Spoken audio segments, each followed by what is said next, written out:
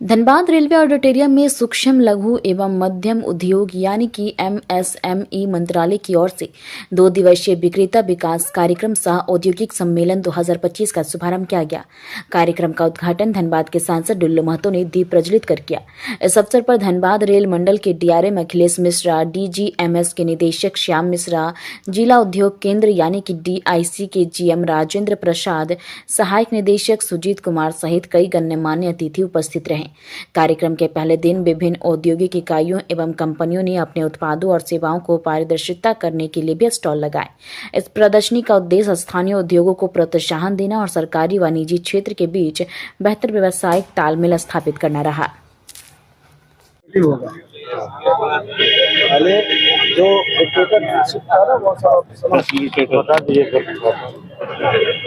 आपके द्वार माध्यम के तहत और आज MSME वेंडर डेवलपमेंट कार्यक्रम में हम लोगों ने DGMS ने अपना यहाँ एक स्टॉल लगाया। इस स्टॉल पे हम लोगों ने ये प्रदर्शित करने का प्रयास किया है कि हम जो सुरक्षा के जो उपकरण बनाते हैं वो उपकरण ज़्यादातर विदेशों से आता है। वो उपकरण हमारे देश में MSME के सहयोग से यदि उत्पादित हो जाए तो उसे हम अप्रूव करेंगे और उसे इस्तेमाल में वो कीमत में भी कम होगा और उसकी क्वालिटी भी अच्छी बनेगी तथा उसकी जो पूरे साल सर्विस होगी वो भी बहुत अच्छी होगी। इसी उद्देश्य से हम जो हैं वो यहाँ पर DGMS इस प्लेटफॉर्म का उपयोग करके और जनता के बीच में आई है। धन्यवाद। आगे बढ़ रहे हैं और इसी का आज पूरा प्रदर्शनी मेला का आयोजन हमारे धनबाद में MSME मंत्रालय द्वारा लगाया गया है ताकि छोटे छोटे उद्यमी को लोन मिले और वो अपने जगह पर प्रोडक्शन करे और यहीं पे सप्लाई करे।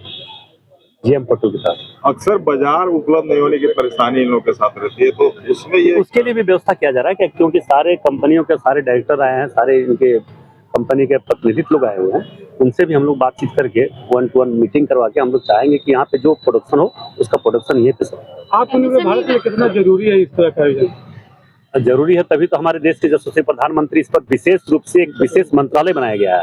MSME के एक मंत्रालय विशेष रूप से बनाया गया ताकि छोटे छोटे उद्यमी को आसान तरीके से लोन मिल सके और यहाँ जो भी प्रोडक्शन हो हमारे देश में ही। सर, MSME की रजिस्ट्रेशन में बढ़ोतरी हो और लोग इससे जागरूक हो, इसको लेकर क्षेत्रीय लेवल पर क्या कुछ काम? देखिए, क्षेत्रीय लेवल पर जो भी जिस प्रकार के उद्योग लगाते हैं उस तरह से उनको लोन दिया जाता है, उस तरह से उनको प्रोडक्ट किया जाता है। उनके प्रोडक्शन को भी जो विभागीय कंपनी है उसको हम बातचीत करवा के वहाँ पे उसका सप्लाई हो, इसके लिए हम लोग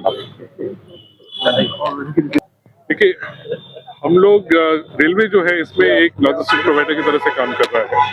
ये कार्यक्रम का जो प्लानिंग है वो जो micro small and medium scale enterprises की मिनिस्ट्री है उसके थ्रू हुआ है, उनके जो स्टेट हेड है वहाँ से काम हुआ है।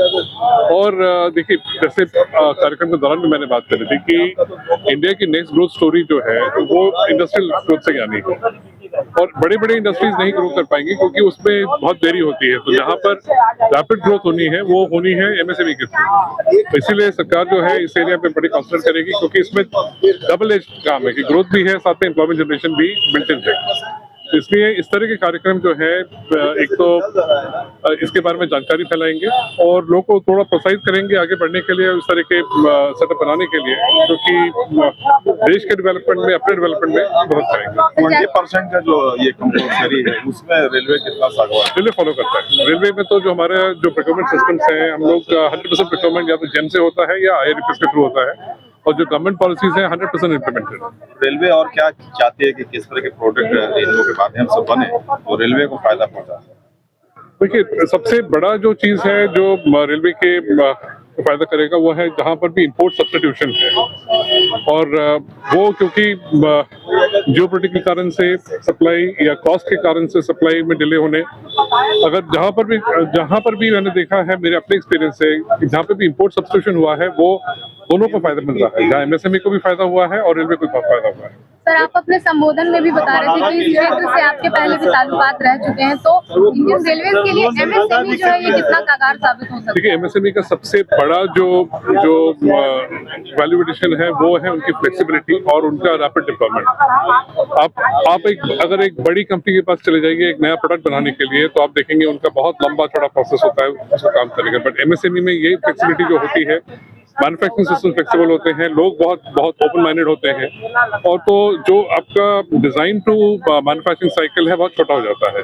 तो ये बहुत बड़ा फायदा रहता है, स्पेशली इनोवेट करने के लिए। जब आपको नया प्रोडक्ट बनाने हैं, नया आपको प्रोडक्ट लाना है, तो एमएसएमई का सहारा बहुत फायदा रहता है। और यही चीज आप देखेंगे दुनिया के जो डेवलप्ड कंट्रीज हैं, वहां पर भी जो इनिशियल प्रोडक्ट डेवलपमेंट होता है वो ये छोटी कंपनी से चालू होता है, जो मास स्केल प्रोडक्शन होता है वो फिर बड़े एमएसएमई में शिफ्ट हो जाता है। सर, एक दूसरा सवाल है सर, गया पुल का लगातार आपने भी निरीक्षण कब से काम शुरू हुआ है? क्योंकि अभी जो बर्डन बढ़ा है सर, अभी जो बरमसिया पुल ये जो मुलाकात है ये स्पेसिफिकली एमएसएमई के लिए है, तो इसलिए वो गया पुल के लिए अलग से बात कर देंगे। बट ये सर अभी छुट्टी 45 दिन इसके ऊपर अभी बात नहीं करेंगे। ये एमएसएमई के विकास के लिए, एमएसएमईज को सपोर्ट करने के लिए हम लोगों ने 2 दिवसीय कार्यक्रम जो आयोजित किया है।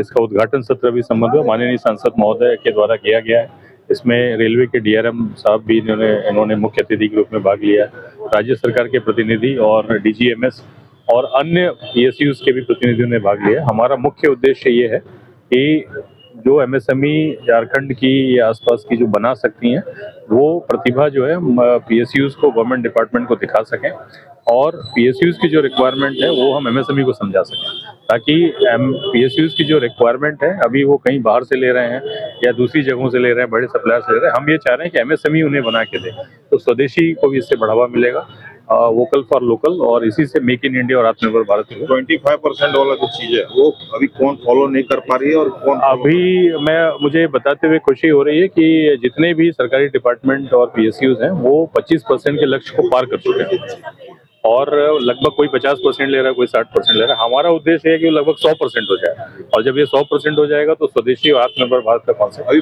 बड़े बायर में भी बड़े बायर में रेलवे है, डिफेंस है, ये दोनों भारत में सबसे बड़े बायर हैं। डिफेंस सेक्टर में भी आपने देखा होगा कि भारत में बहुत सारे तकनीकी यंत्र बन रहे हैं, और वो इस क्वालिटी के बन रहे हैं कि वो एक्सपोर्ट भी हो रहे हैं कुछ देशों को। तो अभी कितने उद्यमी हैं जो रजिस्टर्ड हैं, और अभी पूरे झारखंड की अगर हम बात करें तो लगभग 12 लाख के ऊपर एमएसएमई झारखंड में रजिस्टर्ड है, और पूरे देश की बात करें तो 7 करोड़ से ज़्यादा एमएसएमई जो है वो रजिस्टर्ड है।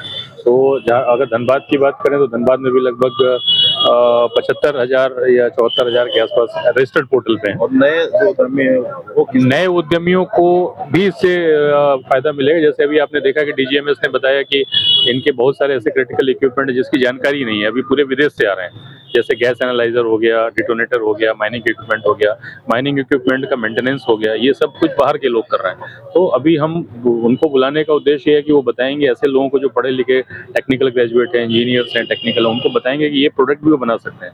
हैंड होल्डिंग सपोर्ट वो देंगे, अप्रूवल वो देंगे, और फाइनेंशियल और टेक्निकल सपोर्ट हम लोग। जेम पोर्टल का जो है अभी कैसे जुड़ेंगे, और जेम पोर्टल का विस्तृत प्रेजेंटेशन अभी हमने करवाया है, जिसमें उनको बताया गया है कि रजिस्ट्रेशन कैसे करना है, क्या जरूरत है, प्रोडक्ट कैसे डालें। तो जेम की प्रक्रिया के लिए हमारा हैंड होल्डिंग सपोर्ट एमएसएमई कार्यालय की तरफ से भी दिया जाता है, जेम के लोगों को भी बुलाया जाता है। और जेम एक इतना सुंदर प्लेटफॉर्म है कि अगर किसी के पास प्रोडक्ट और सर्विसेज है और उसको अगर ऑनलाइन मार्केटिंग आ गई तो यहीं से अपना प्रोडक्ट रजिस्टर्ड करके जो है वो पूरे भारत के किसी भी कोने में किसी भी सरकारी डिपार्टमेंट में सप्लाई कर सकते हैं। ग्रामीण क्षेत्रों में देखा जाता है